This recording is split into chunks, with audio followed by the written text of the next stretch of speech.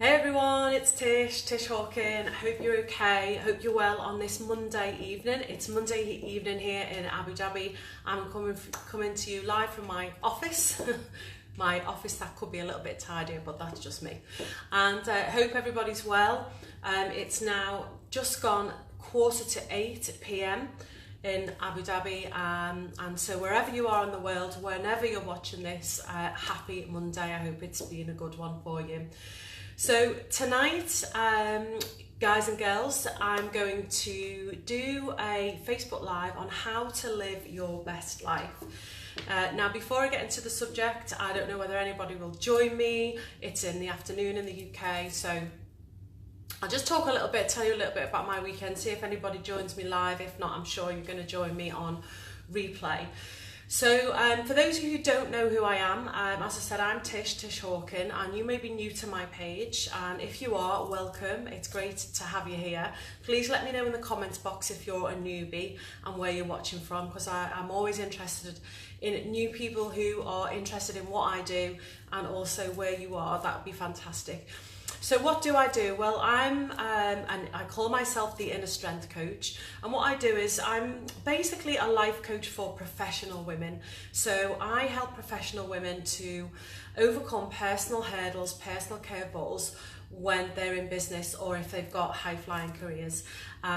It's very, very important that people have a confidant and a coach if they feel they need one to help them get over personal problems when they're in business and when they're in the high-flying corporate world. Because sometimes, and this is part of my life today, sometimes people who are in a professional position, women who are in a professional and authoritative or high upstanding position, feel that they have to be perfect all the time, feel that nobody can know that they're having a hard time personally, and they've still got to keep everything going. If they're running a business, they've still got to keep the business going, they've still got to keep their careers going. So who do they turn to when they're having a really difficult time, a time where they can't get over what is happening to them, either that's coming from the outside or coming from the inside? So I help them develop more confidence,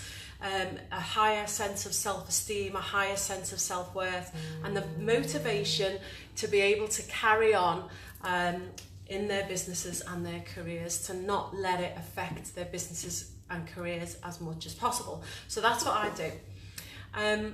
My weekend, ladies and gents, was a fun-filled weekend. I hope yours was too. Here in the UAE, we've got a national holiday at the minute, so it's called National Day, and we've had an extended weekend, Thursday until tomorrow. It's Monday now and it's still a day off, so it's been a great weekend.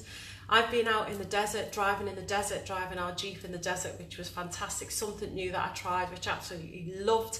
And today I've also tried something new, wakeboarding. So if you don't know what wakeboarding is, it's a bit like water skiing, but on a lake, and you sort of get pulled around by a pulley, and it's not on two skis, it's like just on one board. So I've been learning how to wakeboard, and that was absolutely amazing too. So I've had a really great weekend. So if you're watching this live, please let me know. Type in the box #live. If you're watching on replay, #replay. And as I said, if you're a newbie, if you're a new person, this is the first time you've logged into my lives or the first time you've seen me, please do let me know that you've been watching. That would be fantastic. Now, I also download these lives onto YouTube, so if you're watching on YouTube, you obviously won't be able to interact with this video, but it's great to see you, and you can get hold of me if you need to at tishhawken.com or on Facebook, Tish Hawken. And don't forget, if you're watching on YouTube, to subscribe to my channel and hit the little bell notification as well, to make sure that you get notifications every time I release a new video. So let's get started with this subject. So the subject is how to live your best life, and that's the $1 million question, isn't it? Because that's what we're all striving for. So let me ask you a couple of questions. When was the last time that you didn't do something for fear of what somebody would think of you or what people would think of you? So when was the last time you stopped yourself from doing something for fear of what people would think of you? The second question is, can you imagine your life without that shackle? Can you imagine your life where you were not concerned about what other people think of you? So they're the two questions that I'd like you to think about and reflect on. When was the last time that you didn't do something because you were worried about what somebody would say? And can you imagine your life without that worry? Can you imagine all the things that you would be doing, all the things that you would be achieving? So where does it come from? Where does it come from, this seems to be innate worry about what people think of us? It's in all of us, and it has been in me included, but it comes on all different levels. Now, you can be constantly worrying about what people think about you. It can be really, really crippling you. It's a real shackle, this. Worrying about what people think can really hold you back in so many things that you want to do. Not in the things that you want to do, but also in who you want to be. When you want to be authentically you, when you want to find out who you are, you might not have gone that far to actually know who you are because you've been so busy worrying about what other people think, when you wanted to step out and just be who you are. And so where does it come from? Well, originally it comes from the dawn of time. Man, in the dawn of time, when they were first created, this is what the scientists have found, and this is their theories, is that people like to be in a group. People like to be accepted. So when you think about when we were around, when mammoths were around, saber-toothed tigers, all those really dangerous animals that, you know, were not in zoos then and that existed then, you know, we belonged, we lived in groups, and if we weren't accepted into that group, there was a danger that we would be ostracized and that we would be in real danger of being harmed or eaten by one of these animals. And so we developed an innate need to be accepted and to be validated as well, and to be part of a group. And so, but what the scientists say is that that innate need to be part of a group is still in us. We all deeply, deeply want to be accepted and want to be validated. I was recently watching an interview with the wonderful Oprah Winfrey. She is one of my absolute heroes. And she was talking about what she knows for sure.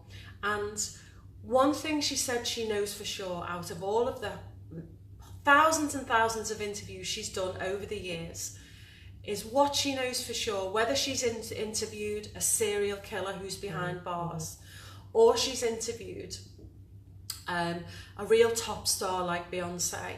She said that everybody wants the same thing, and what she's discovered is that every time she finished an interview with a person, whether they were the serial killer or whether they were Beyonce and everybody in between in that spectrum, nearly every single person said after the interview, "Was that okay?" And so Oprah has come to realise that everybody is just in need of validation and acceptance, and to be praised in some way. And that goes for all of us. And so it started at the dawn of time, and then when we come up to modern day age, it seems to be that when we're teenagers, it's really, really important for us to be accepted and for us to be validated. They're the years where we're trying to find out our identity, where we fit in the world, our likes, our dislikes, who we resonate with, who we don't resonate with. And we tend to join different groups of people in our teens. And so the group mentality really kicks in there. And so when we're teenagers, it's really important for us to be validated, to be liked, to be wanted, and to be accepted. Now, that wanting approval and validation is really deep-rooted, as I say. And as we go through life and we reach adulthood, what we should really be striving for as mature adults is not so much to care as much as we did when we were teenagers about what people think of us. And some people manage to do that. Some people manage to be able to develop that kind of maturity quite early on in their adulthood, where they are authentically themselves as much as they can be, and where they are doing what they want to do as much as they can be without hurting anyone or breaking the law.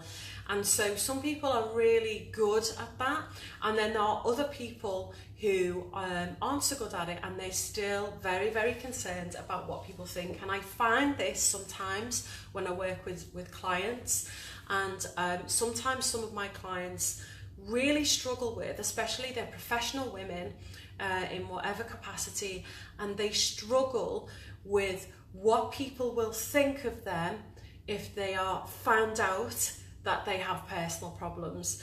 Will people think they are a failure? Will people think they are weak? Will people think they can't lead? Will people stop following them? Will they cease to be an influencer? And so some of my clients have been absolutely petrified of what people think of them and if they are exposed. And so it's not really a case of exposing yourself and all your problems and, you know, just saying, I don't care what you think, this is me, these are my problems, etc., etc. Because, you know, there are lines and there are boundaries and there are, you know, social norms that we don't have to adhere to, but that we do. And of course, if we're in a position of authority, if we're in a position of leadership, we obviously want people to be able to still see us as leaders, respect us, respect our word. And so it's really important that we get the balance right between not really being concerned about what other people think, and then being so open that we damage our reputation, or we damage what we're trying to do when we're helping other people. And so this difficulty of being concerned about what people think can be really magnified if you find that your self-esteem has dropped, so your self-worth, how you value yourself. So women in professional roles, you will find that normally have quite a good self-esteem, but one of life's curveballs can come along, an emotional problem can come along that can really make their self-esteem plummet. Now, if that happens, and if that's happened to you, you'll know that then you can start to really worry about what other people think, because you're not valuing yourself, your confidence in yourself has dropped, and therefore you start to worry and ruminate on, what will people think? I can't do this, I can't be open about this because they will think this, that and the other. So you start to look on the outside for validation rather than the inside, rather than trusting who you are, trusting in your own decisions, trusting that people aren't actually judging you and aren't thinking about you 24/7 and maybe what you think you're doing wrong. And so it's a very tricky situation, because once those negative thoughts get a hold of what are people going to think of me, it can be quite difficult to break free of that shackle. So how does this appear in people? Well, it can appear in large or small ways. So for instance, a large example of a big fear of what people would think is if you're in a relationship and you really want to leave that relationship. Now, you could be married, you just could be in a relationship, and you know that relationship is over for you and you want to come out of that relationship, but you are so scared of what other people will think of you for leaving that relationship, because maybe they like the other person, maybe they think you're in the wrong, maybe you've fallen for somebody else, maybe there's children involved, but you know if you leave that relationship that lots of people will be hurt, but you know for you it's the right thing. And so that fear of what other people think of that can keep you in that relationship where you're totally miserable. Another example of this being a really large thing to deal with is if you really want to be authentically you and you know you're not. And so let's take maybe your sexuality. So maybe you know that you're gay or you're bisexual and you're not living that kind of life. and you're keeping it from people, or maybe you're living a double life and you're keeping it from people for fear of what they're going to say about you, for fear of the consequences of them knowing that about you. And some people are really confident with this issue and they have no qualms at all, and other people aren't. And again, especially if there's, you know, families involved and people are married, it can be really, really difficult, and it can make people play really small and stop being who they want to be and who they need to be, for fear of judgment and for fear of the consequences of that. Small examples of how we fear what people think of us are, you know, something really, so when 50 Shades of Grey came out, you know, reading 50 Shades of Grey on the train but covering the cover because you don't want people to see what you're reading, you know, things like that. If you're looking at something you don't want people to see you're looking at, you know, and you think, what will they think of me if they say I'm reading this book, you know. That can be just a small example. Or maybe it's just down to choosing clothes. You know, are you the type of person who really wants to wear a particular style of clothes, but you find yourself, when you're in your wardrobe choosing the clothes, you find yourself thinking, now where am I going today? I can't wear that because it won't fit in with what everybody else is wearing. I think, and you tone it down because you don't want to stand out for fear of what people might think. And so that's something that I used to do quite a lot, actually. I used to tone my dress down because I was worried about what people would think. And I like to think that nowadays that I just wear what I think suits me. So the consequences of living this way, of worrying about what people think of us, are really huge. Now, when we put this into, you know, the context of our lives, the context of our lives as in we only have one life. If you're a believer in that you only have one life, that's what I believe in. It's really important, wouldn't you say, that we live our best lives. If we've got one life, then why are we not enjoying it to the full? Why are we letting our own limiting beliefs shackle us to a smaller life, and sometimes to a life full of misery? There was a time when I lived a life full of misery, and I've learned not to, and I'm still learning not to every single day. And so who wants regrets at their end of their life? Who wants to get to the end of their life and to think, if only I had done this, if only I had stepped out in faith, if only I had said this, if only I'd made a different decision.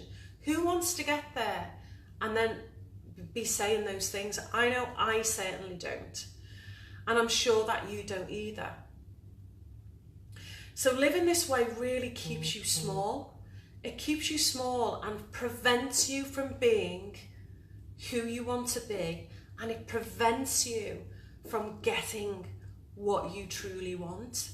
After all, we're all going through this life trying to get the things we want, and also trying to give what we think we would give. And so we can end up being a people pleaser. We can end up doing most things in our lives for others. Now, obviously, there are roles and routine responsibilities that we take and we make a commitment to, that we need to fulfill, such as when we become mothers, when we become fathers, just as an example. They are roles and responsibilities that we've been mature enough to have those children or to create those children, and it's our responsibility to look after them. And so obviously, you know, there are times as a mother or as a father where there are things we don't want to do,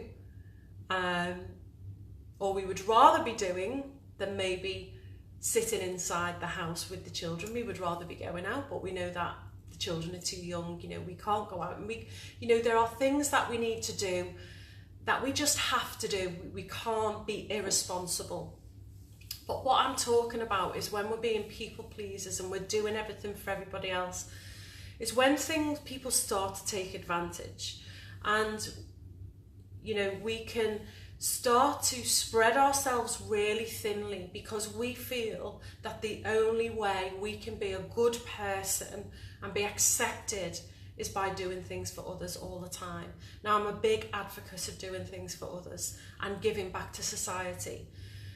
But like the old adage says, you can't pour from an empty cup. So we need to be able to fill ourselves up with self-care, with what makes us happy, with what gives us joy, what gives us fulfillment, with what lights us up, for us to be able to give effectively. And the only way we can do that is to make decisions that are good for us, no matter what anybody else thinks. Sometimes it can be really commendable to be one of those people who is a real giver, who is incredibly considerate. I know people who say, well, I can't do that because it will really hurt their feelings. I can't change X, Y, and Z because what will they think? I don't want them to think bad of me. I really care about that person and I don't want to hurt their feelings.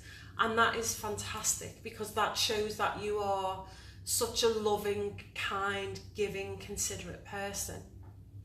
But what I would say to that is, what about you? Who's looking after you? Who's taking care of your needs? Are you being authentically you whilst you're giving everything to everybody else? What are you missing out on for you? And are people taking advantage of you? Do people know, well, go and ask her because she'll do it. She always does it. She'll do anything for anybody. And are you secretly harbouring some wishes and desires about life, about your life, of what you want to achieve?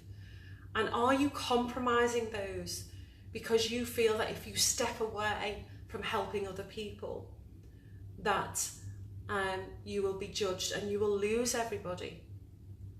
Or are you compromising what you want because you are just so scared of being judged by other people? So what I'd like to do now is give you 6 ways to begin to free yourself from the shackles of worrying about judgment. Now, I have got them written down here, so if you see my eyes gazing this way, it's because I have got them written down, because I'm not perfect and I do forget things. So I want to be able to give you all of these without missing any out. So number 1 is, what you can do first is write down 3 things that you really want to do, or how you really want to be, that you're not doing for fear of judgment. 3 things, 3 really important things to you that you know, I would love to be doing that, but I'm not doing it. Not because you're fearful of anything else other than what people will think of you if you do it. So I want you to write 3 things down. The second thing is, I want you to remember that their thoughts and opinions are exactly that. They are just thoughts and opinions. So if you have tried to step out and be who you want to be, or do something you want to do, and people have come down on top of you and have really criticised you, what I'd like you to remember is that their thoughts and their opinions and words, that's all they are: thoughts, opinions and words of others. And thoughts, opinions and words of others don't necessarily mean that they are truths. Doesn't mean that they are truths. And what's right for them is not necessarily right for you.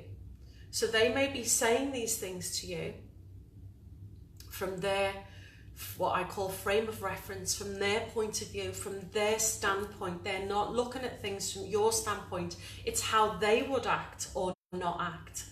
And that's why they might say, well, you can't do that, you know, you don't come from a family who does things like that, or, you know, words to that effect. So that's the second one.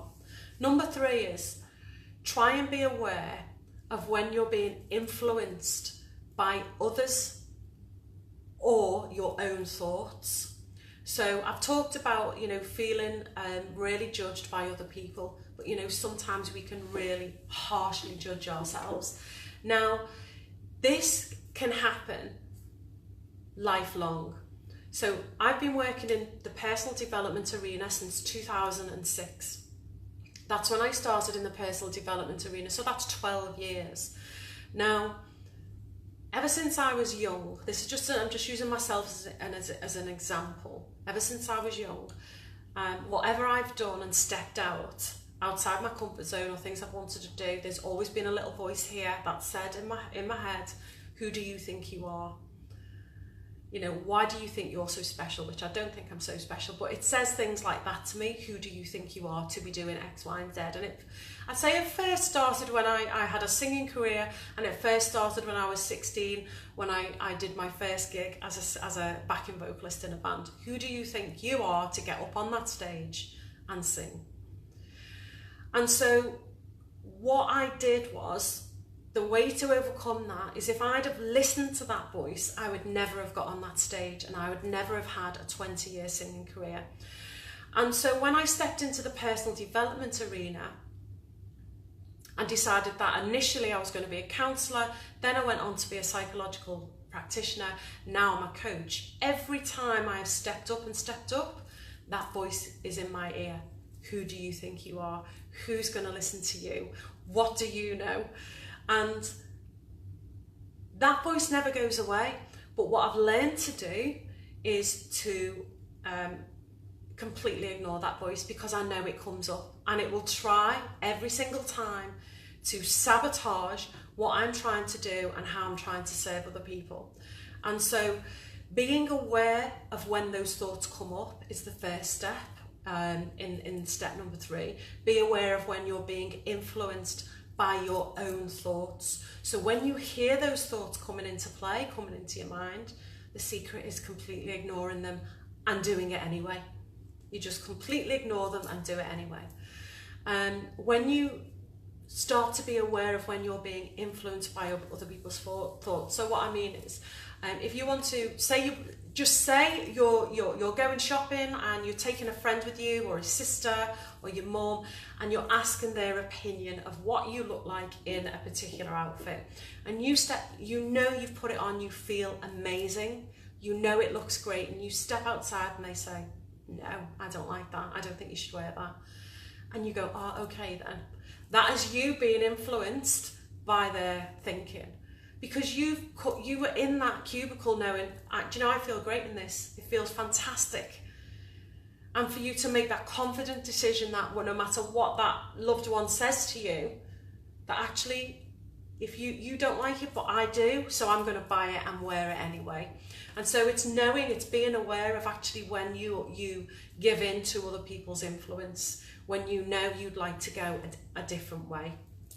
Step number 4 is ask yourself, is it all in your mind? So when you're thinking, I can't do this because I'm so scared of what they're going to say, I'm so scared of the consequences, will I lose friends, will I lose loved ones, etc., etc. What that is just a movie running in your mind. So it's just a movie running in your mind, because you don't actually know what those people are going to say. You don't know what they're going to think. You're just assuming, you're just projecting forward a negative image. They will think this, they will say that, they'll be talking behind my back, X, Y, and Z.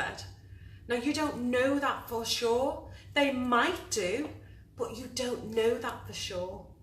And even if they do, so what? So what? It's not their life. It's your life to be lived. It's not their life to be lived.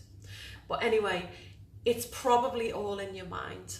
And it's probably your negative voice talking to you, your low self-esteem talking to you. And so it's really important that you recognise when you're making movies in your head of people will say this about me, people will talk about me, and I'll lose friends, I'll lose colleagues, etc. It's all in your mind, most probably 99% of the time. The next step is to ask yourself, I mentioned it before, ask yourself, when you get old, what is it you don't want to be saying to yourself? So when you're older and you know you're nearing the end of your time, a bit morbid I know, but stick with me. What do you not want to say to yourself? Do you not want to say, I wish I'd have done that, I wish I'd have made that decision, I wish I'd never have listened to that person and made that decision? What do you not want to be saying when you're older? What do you not want to be regretting? Step number 1, 2, 3, 4, 5. There were 7 steps. Step number 6 is, if you are one of those people that's incredibly considerate, you're always thinking about other people. You always want to give, and you get something from that giving. We all get something from that giving. And you are one of life's givers. What I would say to you is, what is the cost of that? What are you compromising? What are you sacrificing that you want to do for yourself, for other people? And is that cost worth it? Can you live without achieving that thing? Can you live without being the person you want to be? If you can live without achieving those things, if you can live without being the person you really want to be, then that's fine. If you're comfortable with that, that's fine. But what a real shame it would be if you didn't step out to be who you really are and what you really want to do. What a real shame that would be. Because what could you give to people by being who you really are? What could you give to people about doing what you really want to do? What kind of role model could you be to your children or to others? Step number 7 is work towards living from the inside out, not the outside in. So what I mean by that is, a lot of people work from allowing outside circumstances to dictate how they live. So they're influenced by what people say, what people, what they think they should be doing, how the circumstances, they just move with negative circumstances, and they ask other people's opinions on decisions, and they give their power away to other people. And I would say, why not work towards living from the inside out, which means how you are on the inside, how you make decisions from the inside, empowered decisions, and how you learn to live your best life for you will then dictate what happens on the outside in your life on the outside. So learn to live from the inside out. Learn to live from an empowered stance, making your own decisions, being confident in your own judgment, rather than living from the outside in, which is taking other people's word for it about what's best for you, and letting other people make decisions for you. So they're the 7 steps on how I feel you can live your best life. I'm sure there's many, many, many steps, too many to mention. So if you live this way, what will you get? What will change? Like, what will change, Tish? You know, if I start doing all these things, if I start working towards these steps that you've mentioned, what will change for me? The first thing is you'll begin to feel more empowered without a shadow of a doubt, because you'll learn to trust your own judgment. You will learn to be able to make empowered decisions, and the more empowered decisions you make and practice that, the more confident you'll become. You'll learn to be more in control of your own life and circumstances, rather than other people being in control of your life and circumstances. You will have more of a direction of where you want to go, instead of just be blown around like a leaf in the wind. You'll be able to have more of a direction of, actually, this is who I want to be and this is what I want to do. Fulfilment, happiness, fulfilment. If you're making empowered decisions for yourself, and you know they're the right decisions for you, and you're confident in those decisions, then your level of happiness and your level of fulfillment will rise. Respect. Now, once you've heard the saying, I'm sure you have, we teach people how to treat us. Once you start to put boundaries in with people, and once you start making your own decisions and more empowered decisions, and trusting your own judgment, and not worrying as much what other people think, and if someone's saying to you, you know, for instance, take the dress, yeah, I don't think you should wear that dress, and you say, well, actually, I'm going to buy it anyway, that person will be like, oh, she didn't let me make the decision for her. And if you keep practicing that and saying, actually, no, this is what I'm going to do, thank you for your advice, but this is what I'm going to do, people will begin to respect you. And if you've struggled with gaining respect before, we teach people how to respect us. And if you start putting boundaries in, personal boundaries in, and showing people that you can be a more empowered person and that you can take control, they will definitely respect you more, and you will get an overall improvement in your life. So that's my Facebook Live for this week, ladies, and I'm sure there's some gents watching too. So how to live your best life. I really hope you got some value from that. If you've got any comments or questions, please put them in the comments box, in the chat box, and I will answer you absolutely as soon as I can. If you'd like to get hold of me, you can here via Facebook. If you're watching on YouTube, just hit me up, Facebook, Tish Hawken, or Tish Hawken Inner Strength Coaching is my business page. You can also go to my website, tishhawken.com. I also have a free group, so if you'd like to join the free group, it's a group where I offer advice, help, guidance, all to do with developing self-esteem, confidence, making empowered decisions, getting through life's curveballs, all while you're trying to run a business or trying to uphold a successful career.